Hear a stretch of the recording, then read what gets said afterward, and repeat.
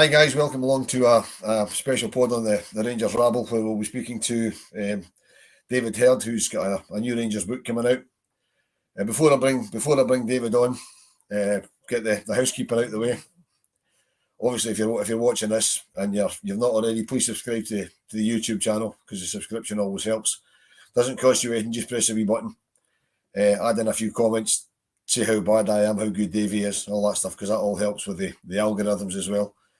The Rabble's also got it's got Patreon and also YouTube memberships. If you are getting a YouTube membership, please select the one that's better for you. There's a list of different ones here. Just pick the one that's best for you.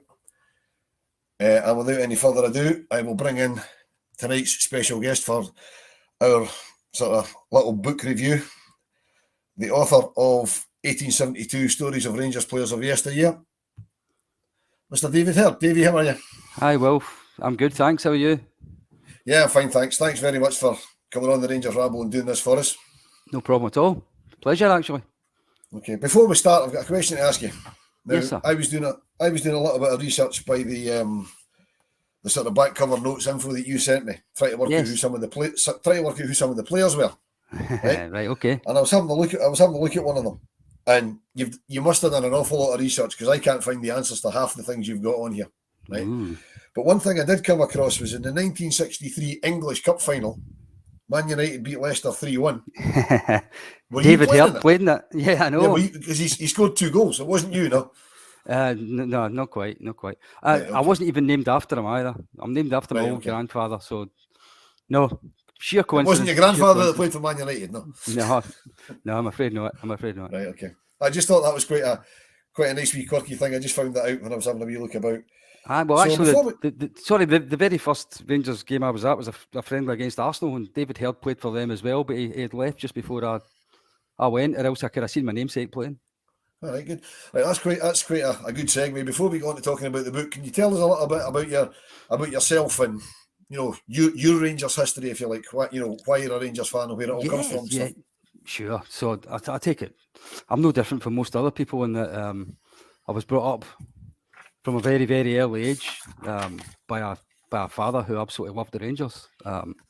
In fact, one of the first presents I ever remember him giving me was a book called Rangers: The New Era by William Allison. I think I was about 5 when he gave me that. And that's when I started getting fascinated with the history of the club. When I was growing up and I was at primary school, the other lot were winning everything. And but I was able to tell them all about Alan Morton and George Young and Willie Woodburn, beating Celtic all the time. As I said, my first game was in 1968. My first cup final was 1973. My dad used to run a Rangers supporters club. But basically brought up from before I could walk, being able to talk about the Rangers. Okay. As I say, always fascinated by the history of the club. Always fascinated, especially the really old stuff, because you don't really hear as much of that. Everybody can talk about Jim Baxter and John Gregg, but not as many people can talk about the guys from the 1910s and 20s and 30s. I retired last year, and in the last 10 years, I've been writing a lot of online articles about Rangers history and the Follow website. And a lot of people have been saying to me, you should really turn this kind of stuff into a book. It would be something that people would want to read. So when I retired last year, I decided I'd go for it. And so I wrote the Stories of Rangers Players of Yesteryear, sent it to a publisher. And to my amazement, they wanted to publish it. And it comes out on the 1st of March. Good. So did you send it to the publisher? Did you float the idea to the publisher, or did you just write it and then say, well, can you publish us? I had it about 3/4 written, and it was the first publisher I contacted, and it was simply because there was a Rangers book that I had recently read from that publisher, 50 Great Rangers Games or something it was called. So I just contacted them. I sent them, and they sent me back an email basically saying, send us half a dozen sample chapters so we can see your writing style. Sent it off, and 2 weeks later they said, yep, finish it, send it off, and we'll try and get it out for you. Something that was really important to me was it was to come out this year, because I told them right from the start I wanted it out for the 150th anniversary, which is why it's coming out in March. it's coming out almost to the day because it's the 150th games on the 5th of March. I mean, I know, Yeah. having done the Founders Trail a few times, I know that nobody actually knows the specific date in 1872 of the first game, but they know it was in March. So yeah, I think that's a cracking idea to get it out then. I think there's maybe one other thing to mention in that, Wilf. I got a lot of help as far as finding pictures was concerned from the guys for the Founders Trail, from Gordon and Ian. Yeah. Because it's really difficult to find pictures of players that played for Rangers in 1888 and things like that. So Gordon was brilliant, especially. So half the proceeds of the book is going to the Restoration of Rangers Graves project at the Founders Trail run. Oh, that's brilliant. That's brilliant. I mean, I can concur with the fact that information is difficult to find because, as I say, I'm looking at the back cover notes info that you gave me when I met up with you at Ibrox, and I can find hardly anything. I mean, it's not. I've not had a deep dive into it, but I can find hardly anything on a lot of the points. So you must have done some amount of research. But just to let people know what it is you've actually, because we've mentioned the book, but we haven't actually mentioned what it's about. No, that's so, fine. Over to you. Sure. Well, one thing it isn't is a history of Rangers. Things like the Gallant Pioneers books and stuff like that cover that absolutely brilliantly, how the club was founded and stuff. And I know that there's a official history coming out by David Mason soon. So it's not actually a history of Rangers. What it is it's biographies of players who played for Rangers in the distant past. The oldest one first played in 1875, and the most recent one was in the very early 1950s. And the idea is that by telling the stories of these players, it actually tells you the story of Rangers in that period anyway. Yeah. So from 1870 odd to the early 1950s, by telling the story of all these players that played for Rangers, you actually get hearing about all the great games they played in and all the events that happened around about the club anyway. It's called 1872 because there's 72 players in it, and the first 18 of them are members of the Hall of Fame.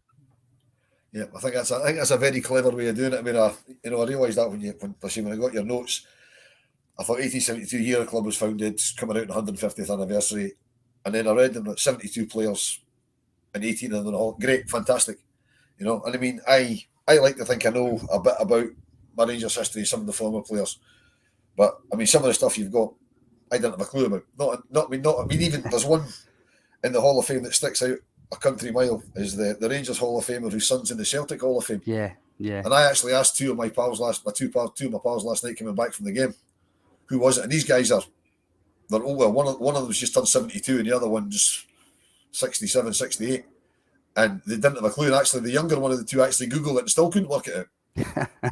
You want the answer? I know the answer. I worked the answer out. I got the answer when I looked at the Hall. I've got a photo of the Hall of Fame board, right? That I refer to quite a lot, and had a look at it, and I managed to work it out from there. But I mean, I don't want to give too many spoilers away from your book, but I mean, I worked that. I think most of the Hall of Fame bullet points you've given me, I think I've worked most of them out. But see, the other ones, haven't got a clue. No, and even the ones in the Hall of Fame, I'm still not 100% sure I've got the right people. But so, obviously, the 18 in the Hall of Fame all had quite lengthy Rangers careers, got lots of honours. They're there for a good reason. They're in the book because they've done such a marvellous job for Rangers as footballers. But the rest of them, the rest of the 72, there's such a wide range. There's some of them that actually should be in the Hall of Fame. There's some that were great servants to Rangers that done great things for Rangers. But there's right at the other end of the spectrum, there's some that hardly played for Rangers at all, but then went on to do something quite famous somewhere else. Yeah. I could maybe give examples. So there's a player who Rangers bought for big money in the early 1920s, a centre forward who was seen as somebody that was going to score a lot of goals for the club. And he only lasted 4 months. I think he only played 4 games. And Bill Struth shipped him back out again. He couldn't break into the team. But he became famous because he was the first man ever to score in the Scottish Cup final and the FA Cup final. And he was the first player ever to score at Hampden and score at Wembley. But the Rangers part of his biography is actually quite small. Yeah. But it's quite a story other than that. I was actually trying to Google who that was just before we started recording, and I can't find it. That's how I know the research you've done is really, really intense, because went on to the usual sources. I couldn't find it. To score them both a cup, I just couldn't find it. The other one that's astounding me is the ex-Rangers player who scored 4 goals on his Scotland debut and was never capped again. Yeah, I went through a list of Scotland hat-trick and more scorers, and I still can't find them. That was a long time. That was in the 1880s. You'll do well to find that one. So I did find a name of a guy that scored 4 goals for Scotland, only got 1 cap, but he never played with Rangers. So there must be 2 of them. Well, there's a guy called William Dixon scored 4 goals for Scotland on his only Scotland game, but he played with. I'll tell you what. I'll give you this one. Wilf. I'll give you this name because it's going to probably drive you daft. His name is Charles Heggy. Okay. Charlie Heggy. He played for Rangers in mid to late 1880s. He only had 1 cap, and it was against Ireland in Dublin. He scored 4 goals, and Scotland won. I think it was 7-2. Wow. Well, that's research. So. What gave you the idea for the book? Probably it was a combination of 2 things. I think one is just a personal thing that I think there's so many fascinating stories of Rangers from the distant past that nobody knows. And as somebody who is a bit of an anorak and looks all these things up, I find things I think I bet people would be interested in that. And the second thing, as I said, was that when I started doing articles of this kind of story online, I was getting an awful lot of feedback on it that people were really interested in it. So I thought there might be a market for it anyway. Yeah. So it's a combination of my own personal interest plus the fact that I thought people might find it kind of different. It's a different way of looking at the Rangers history than the usual. Here's when the club was formed. Here's how they got their name. Yeah. Here's how they got the colours and all that kind of. Yeah. So am I right in thinking, because obviously I've not seen a copy of it yet, am I right in thinking this could be described as, and excuse the terminology because it's not a great term for a book, a toilet book? And I don't mean you'd flush it, but you know the sort of book you can sort of pick up and put down. Absolutely. So in effect, there's 72 chapters, and they're all different. They're all about different players. They're all about different, and they jump about from era to era. So yeah, you don't need to read it all in one go. It doesn't need to flow from one bit. You can actually just pick it up and start in chapter 20 if you want to. That's my kind of book, because I have got Rangers books all over my house. I've got bookcases full of Rangers books, and I've probably be lucky if I've read 10% of them, because I like to have them, and I generally start reading them and I put them down and I go back to them, I don't know, 6 weeks later or whatever, and I forget where I am. I start again and I just get bored and I go on to the next one. That's just the sort of reader I am. Yeah. Social media doesn't help because I'm a bit of a social media junkie, just me personally. But this book sounds right up my alley because you see, you can pick it up and put it down. I think I'm right in saying it's got 250 pages, so that tells you there's 72 players in it. So each chapter's not all that long, really. Yeah. You couldn't fit in 72 stories and make them all very long because you've never got a publisher to publish it. It's be too big. Yeah. I would imagine you couldn't get that much information on them all as well. I mean, some of them will be more information. You know, absolutely. The Hall of Famers will probably get loads of information.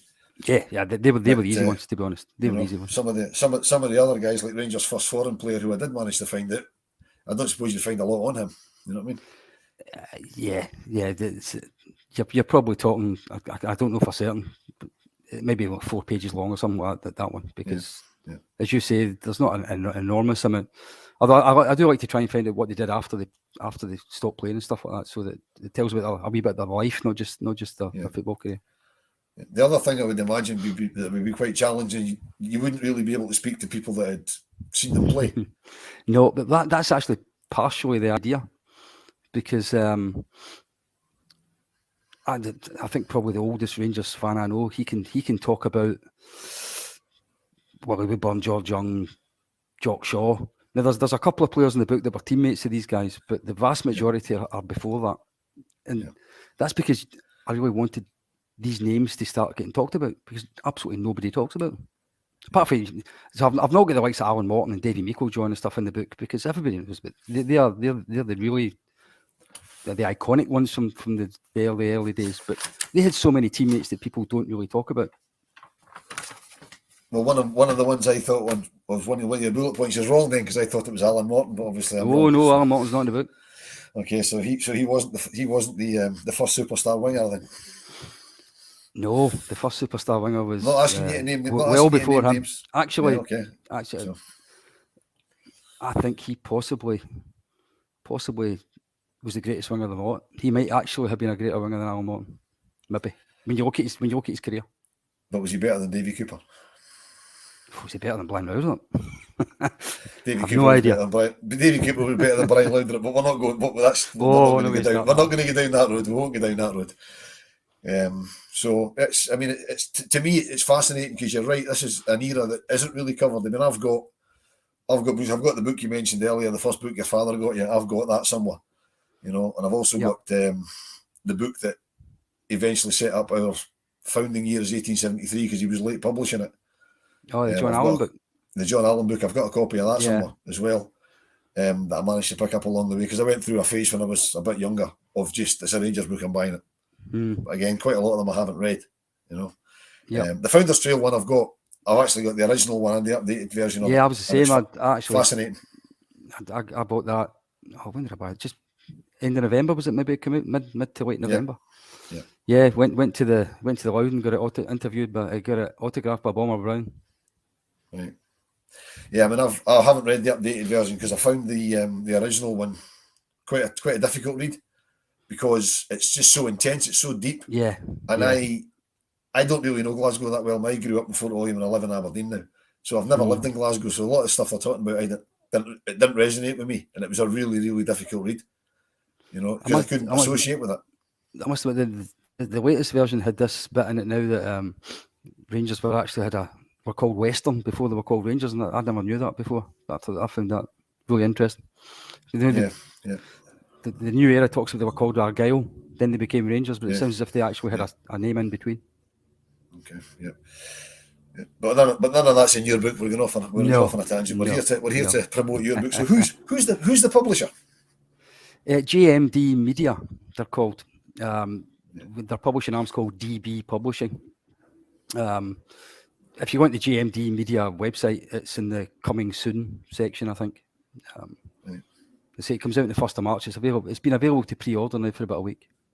Yeah. Is it available just from them, or is it in all the usual outlets? At the moment, no, I'm told by the guy that runs the publishing company that it will be on Amazon by Monday. So I don't know when this podcast going out, but Monday's Valentine's Day, so I'm quite sure you remember the date. We'll probably put it out. Well, I'll need to speak to Martin. We'll probably put it out nearer the launch date of the book. Right. So by the time people are watching, it'll be on Amazon by then. It'll be available on Amazon. It'll be on Amazon by then. That's good. That's good because I mean, obviously, it's going to fly. It'll fly off the shelves because I mean, there's a huge appetite just now for Rangers books, and there's so many of them coming out. There's so many, particularly for the 150th. And as you say, there's the official one coming out that David Mason's doing. I think that'll be fantastic. That'll be really good. Yeah, I think that's the one most people will buy. To be honest with you. Yeah. So on the subject of buying it, how much does this retail at? Because people will be interested in how much they pay for. Yes. The cover price at the moment is $16.99. So it's 9 pence too dear. It's not $16.90. It's $16.99. Okay, but that's a reasonable price for a book. So, and are you proposing that's set totally by the publisher? I don't have any. Yeah. I don't have any say in that. And have you got any plans to go out and about personally promoting the book? Are you doing kind of book signings? Yeah. There's a 150-year dinner at Ibrox in early April that Gordon Smith and Willie Henderson are going to be at. That I'm also going to be speaking at. I'm going to be speaking about the book at the dinner. And taking some copies with me, and the famous ex-players are going to sign it if anybody wants to buy it on the night, which will help me greatly, I think, because nobody will want my autograph, and I'm far more interested in theirs. I'm hoping to take it. I'm hoping to get it to another couple of Rangers pubs in the Glasgow area at some point. I'm just trying to get that finalised just now. Other than that, it's all getting done online, really.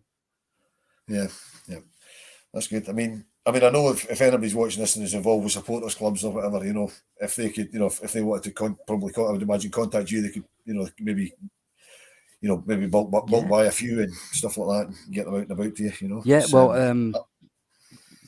I think I don't know if you would be able to find somebody that wanted 20 copies, but if you get 20 copies, you get them postage free. Okay, That's right. I'm sure some of the pubs or the clubs or whatever, if anybody's associated with that, they would probably, because as I say, I mean, at 17 quid a hit, I think these would fly off the shelves, because I mean, as I say, because it's a book for non-book readers, if you like, you know, because you can pick it up and put it down. You don't just need to sit and say, right, I've got to spend the next day and a half reading this book. You know, I mean, I think the last one I read cover to cover was Fernando Rixon's book. I just picked it up and couldn't put it down. You know, and that's how long ago it was the last time I read a book, because I don't, as I say, I'm not particularly a book reader. My girlfriend, she sits and reads books all the time. She reads books all day, every day. You know what I mean? Unfortunately, she's not one of us, but yeah. So you told me, what a surprise that was. Yeah, she wasn't very happy at the end of that day, I have to tell you. But, yeah, tough. Yeah, I know. So, but yeah, I mean, it's. So what other things can you tell us is in it that people are going to find out without naming names, because we don't want to give away the money shot, if you like. I suppose they're all individual stories. There's no two football careers the same, really. So they're all individuals. There's a few surprises in it, I think, that the research sort of threw up for me.